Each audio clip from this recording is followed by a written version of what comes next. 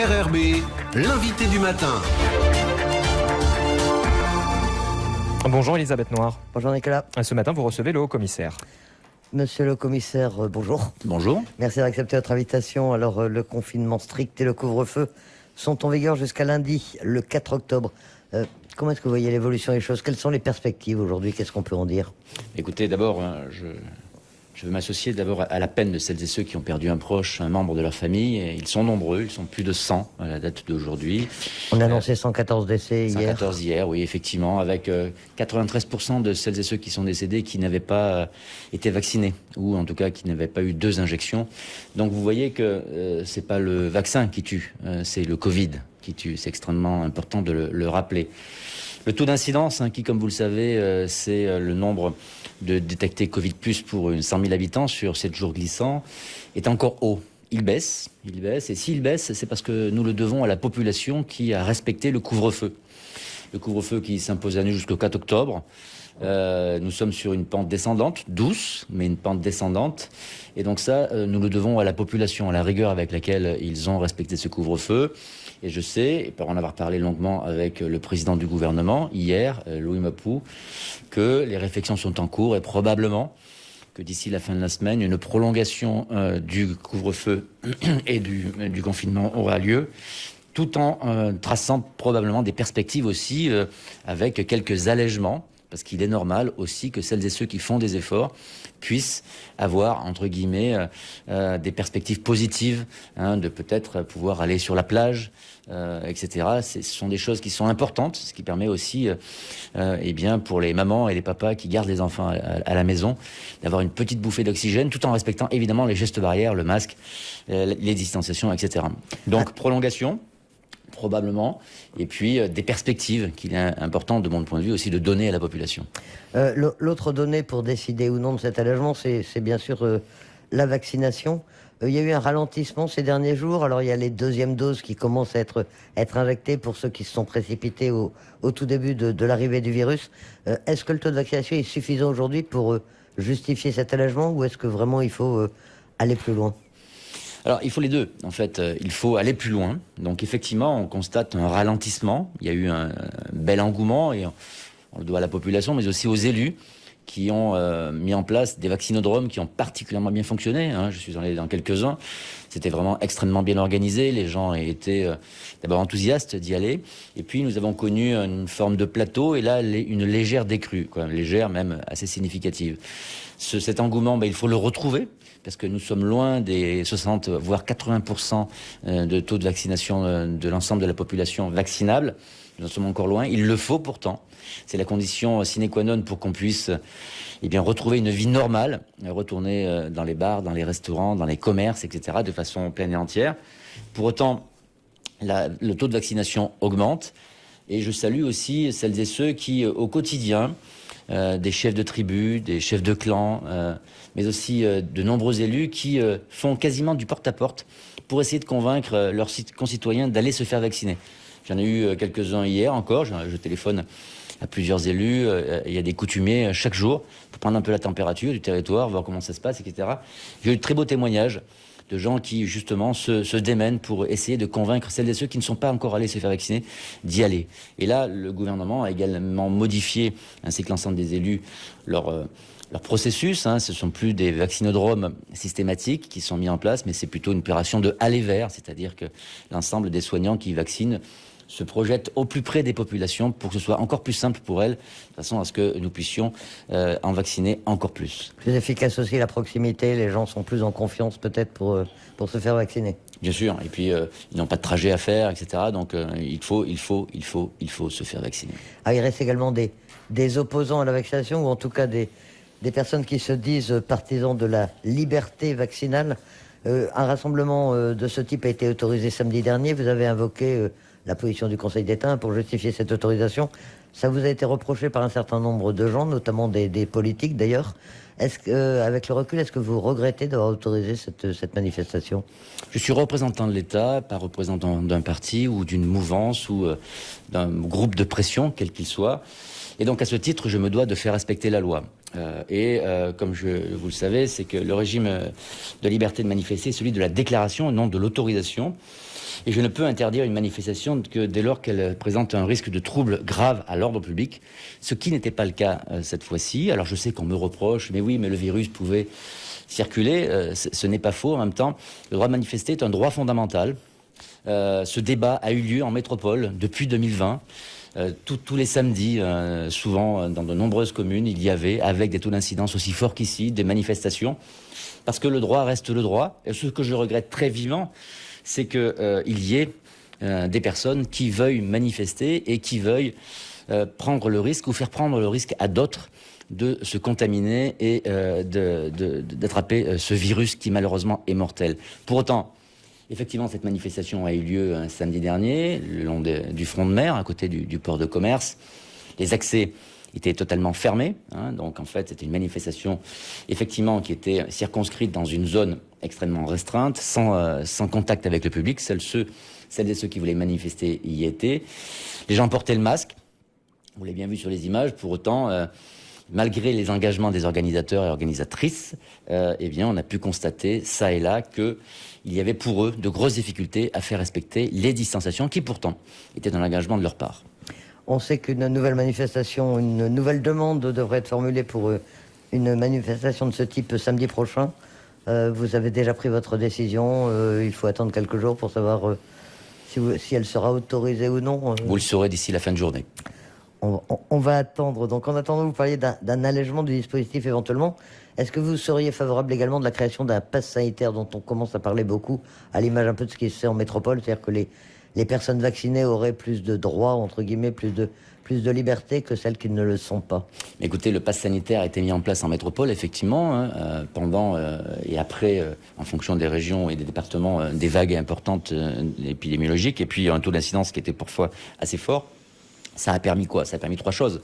Ça a permis d'abord à celles et ceux qui n'étaient pas vaccinés de se dire je n'y suis pas allé, parfois par un peu de nonchalance, dirons-nous, de se rappeler que pour aller au restaurant, pour aller au bar, pour aller au cinéma, pour aller au théâtre, pour aller dans tous les services publics, etc., il fallait pouvoir montrer son passe sanitaire qui, lui, était complet. Donc ça a permis de convaincre celles et ceux qui n'étaient pas vaccinés de le faire. Deuxièmement, ça a permis aussi aux commerçants, parce qu'il ne faut pas les oublier, les commerçants, les artisans, les entreprises, ça leur a permis de reprendre progressivement, même assez rapidement, une activité économique, et ce qui a permis donc de souvent limiter le chômage technique, et parfois la fermeture de ces mêmes entreprises, tout en respectant évidemment le choix des uns et des autres, c'est-à-dire que celles et ceux qui se faisaient vacciner pouvaient accéder grâce au pass sanitaire dans les commerces, dans les restaurants, dans les cinémas, etc. Et celles et ceux qui ne le voulaient pas, ils devaient assumer aussi le fait de ne pas pouvoir y aller. Et donc, moi, je suis extrêmement favorable. Il y a le décret qui l'a rendu... on peut le mettre en place donc en Nouvelle-Calédonie. J'y suis extrêmement favorable, alors avec une mise en œuvre progressive, mais c'est de mon point de vue aussi un retour que nous devons à celles et ceux qui ont choisi de se faire vacciner d'emblée. Et qui pourrait donc être mise en œuvre dans les prochains jours, les prochaines semaines. C'est assez facile à mettre en œuvre. Écoutez, le gouvernement a fait les efforts techniques, parce que ça nécessite aussi une mise en place toute une ingénierie technique pour le faire. Je pense qu'ils sont prêts, en tout cas c'est ce qu'on nous a dit à compter du 4 octobre, et le gouvernement choisira de le mettre en place ou pas. En tout cas, c'est possible, et je pense que c'est souhaitable aussi pour tracer la perspective pour notamment celles et ceux qui souffrent dans leur chair, mais aussi celles et ceux qui souffrent dans leur commerce, dans leur magasin, dans leur cinéma, etc. Dans ce contexte, la Nouvelle-Calédonie a reçu l'appui de la solidarité nationale et de la réserve sanitaire. Vous êtes allé les accueillir vous-même à Tontouta. Qu'est-ce que ça apporte, ces renforts? Est-ce que ça permet d'atténuer tout de même la violence et la portée de la crise sanitaire? Ça permet trois choses. La première chose, ça permet de compléter des équipes qui étaient incomplètes, parce que comme vous le savez, à cause ou grâce, on va dire plutôt à cause, en ce moment de l'année et de la crise, à cause du Covid-free, où les gens sont restés enfermés dans leur territoire. Certes, ils pouvaient aller au cinéma, etc., mais ils n'ont pas pu aller voir leur famille ou recevoir plus simplement leur famille. Donc une partie des soignants ont choisi de rentrer en métropole. Donc il nous manque entre 10 et 15% de soignants. Donc les renforts ont permis déjà effectivement de compléter ces équipes qui étaient incomplètes. Ensuite, les renforts ont permis aussi d'assurer la relève, parce que je veux rendre hommage à celles et ceux personnel soignant et non soignant, parce qu'on oublie aussi que dans les hôpitaux, eh bien, il y a les soignants, les infirmiers, les médecins, les radiologues, etc., mais aussi tout ce personnel administratif et technique qui font vivre la structure. Eh bien, cela était soumis à rude épreuve parce que ils ont pris de plein fouet cette vague de Covid. Et donc là, le deuxième effet, ça a été de pouvoir les relever, de façon à ce qu'ils puissent prendre du repos. Enfin, le troisième effet, c'est de permettre d'adapter les moyens humains et matériels, puisque nous avons reçu presque 100 tonnes de matériel en tout, humains et matériels, au fil de l'accroissement de l'épidémie et de l'impact sur la population. Et donc, ceci s'est parfaitement bien passé, pour 3 raisons également. Premièrement, c'est que la Nouvelle-Calédonie dispose d'une infrastructure immobilière médicale de très bonne qualité, qui a permis, et ça c'est les équipes de l'ensemble des hôpitaux et cliniques qui se sont mis sur le métier, d'être inventifs et de réaménager une partie de l'immobilier pour augmenter le nombre de lits en réanimation, le nombre de lits en respiration, avec des dispositifs respiratoires. Et donc, en augmentant ces surfaces techniques avec des lits, etc., il fallait aussi augmenter le nombre de personnels qui étaient dédiés. Et ça, c'est le fruit aussi et le gain que nous avons eu avec cette arrivée, la semaine dernière, d'un peu plus d'une centaine de personnels soignants. Concernant les aides que la Nouvelle-Calédonie peut attendre en dehors de ces renforts, de ces aides humaines et des aides en matériel également qui ont été transférées, est-ce qu'elle peut également compter à nouveau sur une aide financière si elle se décidait à demander l'aide de l'État pour un emprunt, pour faire face notamment à la difficulté des comptes sociaux, à la difficulté budgétaire de la Calédonie? Écoutez, nous sommes en train de travailler avec le gouvernement, nous sommes en train de travailler sur les chiffres et sur les besoins que nous avons déjà transmis en partie pour celles et ceux que nous avons reçus au ministère des Outre-mer, sur lequel, eh bien évidemment, un groupe de travail est à pied d'œuvre.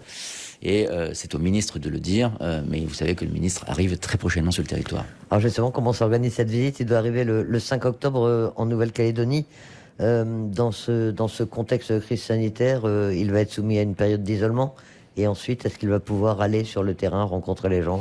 Bien écoutez, nous avons eu une longue visio-conférence hier après-midi en fin de soirée avec son équipe, avec son cabinet, pour préparer cette visite.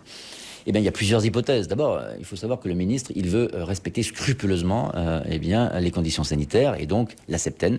Donc, il sera en septaine la première semaine. Il ne veut pas s'exenter, il ne veut pas être en contradiction avec les contraintes qui pèsent sur la population. Donc, il se pliera aux contraintes sanitaires qui s'imposeront à la population au moment où il sera là. Donc, il est difficile de dire aujourd'hui quel sera ce régime, quel sera exactement son programme. Il y a plusieurs hypothèses. Les hypothèses où tout se fait quasiment en visio, où il recevra avec des normes de distanciation assez conséquentes et draconiennes, ou une phase un peu plus allégée, si toutefois nous déconfinions, ou par exemple si les élèves devaient aller à l'école. Mais une chose est sûre, c'est que le ministre est extrêmement scrupuleux, extrêmement respectueux d'abord des autres, parce qu'il n'y a pas de raison que nous imposions des mesures sanitaires à la population que lui s'en exempte. Et troisièmement, bien, nous avons plusieurs hypothèses de son programme qui lui permettront évidemment de rencontrer soit physiquement, soit en visio, soit au téléphone, mais dans tous les cas dans différentes configurations, l'ensemble des publics qui le souhaitent voir à l'occasion de son déplacement. C'est plus compliqué de préparer un voyage à géométrie variable comme ça? Eh bien, écoutez, oui, c'est plus compliqué parce qu'il y a plusieurs hypothèses. Vous savez, un ministre, son temps est compté, donc chaque minute compte. Il faut que chaque minute soit utile à la population, utile au ministre. Et donc, évidemment, vous avez plusieurs hypothèses dans la même journée. Il faut savoir être souple, savoir être rapide et perfectible. Et donc, nous essaierons d'être à la hauteur de ce challenge. À l'origine, c'était un voyage destiné à préparer le référendum, à constater l'état d'avancement de la préparation. Est-ce que ce voyage ne va pas être dominé complètement maintenant par la crise sanitaire? Est-ce que le ministre va arriver à faire les deux? Écoutez, certes, il y a la crise sanitaire sur laquelle nous travaillons, bien évidemment. Nous travaillons aussi sur la préparation du référendum, qui est quasi terminée, quasi finalisée. Et donc, ça ne l'empêchera pas, de mon point de vue, de voir celles et ceux qui préparent au quotidien et depuis de longs mois cet exercice complexe pour qu'il se passe dans des conditions optimales, qui est le référendum. Et donc, je pense qu'il y aura évidemment des rencontres sur cette préparation, mais aussi évidemment des rencontres sur ce qui frappe aujourd'hui la Nouvelle-Calédonie, qui est la crise de la Covid-19. Alors concernant la troisième consultation, il y a eu plusieurs déclarations ces derniers temps, à la fois certains qui réclament le maintien pour le 12 décembre, et puis on a entendu aussi d'autres élus commencer à dire que l'avenue du ministre peut être l'occasion de discuter éventuellement d'un report ou d'une évolution de cette date. Est-ce qu'il y a des éléments objectifs qui pourrait amener à changer la date de la consultation? Écoutez, je ne suis pas un élu. Il y a des élus qui ont des idées et qui les présenteront au ministre. Et ce sera au ministre d'analyser à la fois les idées, mais aussi la situation sanitaire et le niveau de préparation du référendum. Et in fine, la synthèse de tout ça devra conduire à ce qu'il puisse proposer au président de la République des choses. Mais pour le moment, nous sommes toujours sur l'organisation du référendum le 12 décembre prochain. Pour l'instant, la date du 12 décembre est donc maintenue. La visite du ministre des Outre-mer, c'est du 5 au 19 octobre. Hein, c'est ça. Dont une partie en septembre. Dont une partie en septembre, bien évidemment, et une deuxième semaine qui dépendra de l'état de confinement ou de déconfinement ou un confinement allégé, progressif. Ça, c'est la situation sanitaire qui le décidera et en aucune façon le ministre, puisqu'il se pliera aux exigences sanitaires du moment. Et ces mesures d'éventuel allègement devraient être annoncées demain. Hein. Je pense, oui, que le gouvernement et l'ensemble de ses services et la collégialité, ils ont travaillé hier, aura déterminé une posture qui me paraît nécessaire aussi, parce qu'il faut aussi pouvoir dire à la population, eh bien, nous en sommes là, à un niveau de taux d'incidence, par exemple, à un niveau d'hospitalisation, etc. Nous devons aller là, parce qu'il faut aussi que les gens sachent vers où nous allons, et donc probablement qu'ils devraient annoncer effectivement une prolongation du confinement. Et puis aussi, probablement, et on y travaille avec eux, des critères à partir desquels on peut commencer à déconfiner, on peut commencer à ouvrir certains commerces, etc. Parce que c'est aussi normal que nous puissions donner des perspectives à celles et ceux qui souffrent, évidemment, mais pas que sanitairement ou médicalement de cette crise du Covid. Celles et ceux qui veulent réouvrir leur commerce et qui aujourd'hui ne le peuvent pas. Et peut-être que tous les commerces ne pourront pas ouvrir, et peut-être qu'à un moment, et pour le moment, on n'a pas encore décidé à quel moment, à quel seuil, par exemple, taux d'incidence ou de niveau de vaccination, nous pourrons ouvrir tel ou tel commerce. Mais en tout cas, nous y réfléchissons, parce qu'il est normal aussi de récompenser les efforts qui sont faits dès lors que les objectifs sont atteints. Monsieur le commissaire, merci d'avoir accepté notre invitation ce matin. Merci à vous.